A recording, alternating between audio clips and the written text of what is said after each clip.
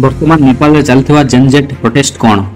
नेपाल जेन Z अर्थ generation Z 1997 मसीह 2012 मसीहा मध्य जन्मग्रहण कर digital युवपीढ़ी प्रतिवाद।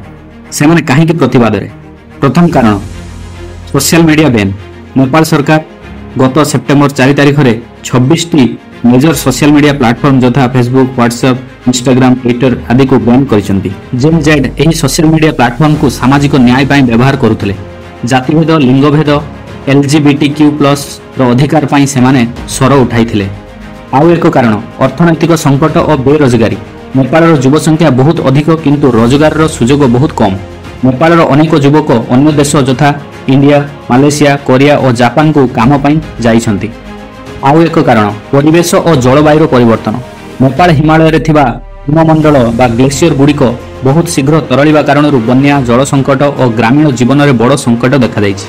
नेपाल राजधानी काठमांडू रे वायु प्रदूषण कारण जनसाधारणकर स्वास्थ्य अवस्था बड़ समस्या सृष्टि होइछि। एथिपई जेन जेड युवगोष्ठी सस्टेनेबल फ्यूचर दाबी करछंती। पुराना राजनीति और दायित्वहीनता।